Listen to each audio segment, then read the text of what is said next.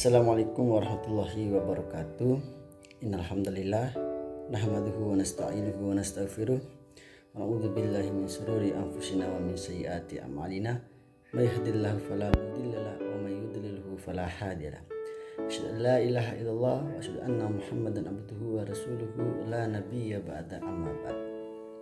Pertama-tama marilah kita panjatkan serta puja dan puji syukur kita kepada Allah Subhanahu wa taala yang telah memberikan kita berbagai macam kenikmatan.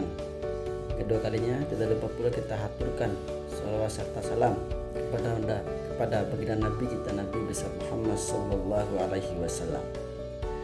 Ucapan terima kasih juga kepada Pak dosen pengampu mata kuliah fikih dakwah yang telah memberikan tugas terkait menyampaikan materi tentang akhlak di media. Oke, adapun materi yang saya sampaikan pada kesempatan kali ini yang berjudul akhlak mulia.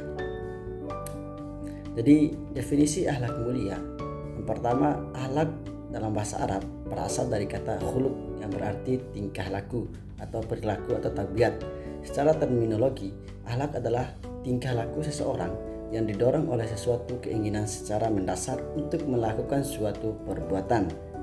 Sedangkan akhlak mulia adalah berbuat baik kepada orang lain, menghindari sesuatu yang menyakitinya dan menahan diri ketika disakiti. Allah adalah Khalik yang menciptakan segala sesuatu di luar dari dirinya, sedangkan segala sesuatu yang dibuatnya disebut makhluk. Manusia dan segala sesuatu yang menyertainya adalah makhluk. Sekarang akhlak. Apakah akhlak itu? Penjelasannya mudah. Akhlak adalah semua tingkah laku dan gerak-gerik makhluk, dan yang dimaksud makhluk itu di sini telah dipersempit adalah manusia, hanya menyangkut tingkah laku manusia saja. Itu akhlak untuk manusia. Akhlak yang benar akan terbentuk bila sumbernya benar.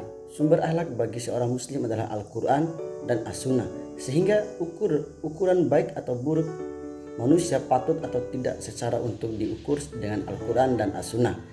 Sedangkan tradisi merupakan pelengkapan selama hal itu tidak bertentangan dengan agama, dengan apa yang telah digariskan oleh Allah Subhanahu wa taala dan Rasulnya.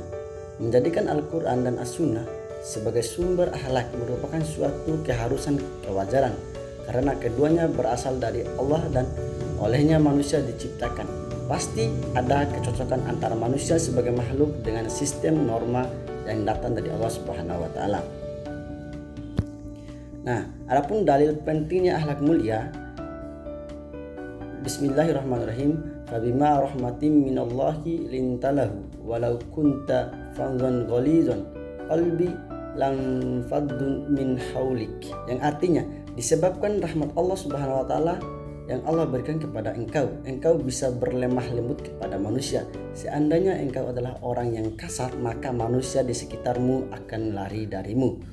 Jadi adapun pengertian dari akhlak ini, bagaimana ketika kita menyampaikan sesuatu kepada orang dengan lemah lembut, maka orang itu akan mendekat dengan kita, dan apabila sebaliknya kita menyampaikan perkataan yang kasar, maka orang di sekeliling kita itu akan lari dari kita. Kira-kira seperti itu. Nah, adapun dalil yang lain yang terkaitan dengan mukmin yang baik. An Abi Hurairah radhiyallahu anhu qala Rasulullah sallallahu alaihi wasallam alaihi wasallam akmalul mu'minina imanan ahsanahu khuluqa. Yang artinya, dari Abu Hurairah ia berkata, kaum mukmin yang paling baik ialah orang yang paling baik akhlaknya. Itu hadis riwayat Abu Dawud nomor 4622. Nah, adapun faktor-faktor pembentukan akhlak, yang pertama itu dari genetik, yang kedua dari psikologis, dan yang ketiga sosial, dan yang terakhir nilai Islam. Tadi penjelasan faktor yang pertama terkait faktor genetik. Nah, faktor genetik ini misalnya seseorang yang berasal dari daerah Sumatera Utara atau Bima yang cenderung keras, tetapi hal ini bukan melegitimasi seseorang muslim untuk berbicara keras atau kasar, karena Islam dapat memperhalus dan memperbaikinya. Sedangkan faktor yang kedua terkait psikologis, faktor ini berasal dari nilai-nilai yang ditanamkan oleh keluarga, misalnya ibu dan ayahnya. tempat seseorang tumbuh dan berkembang sejak lahir. Semua anak lahir dalam keadaan fitrah. Orang tuanya lah yang menggunakan Yahudi, Nasrani atau Majusi. Itu diambil dari hadis. Nah, seseorang yang lahir dalam keluarga yang orang tuanya bercerai akan berbeda dengan keluarga yang orang tuanya lengkap.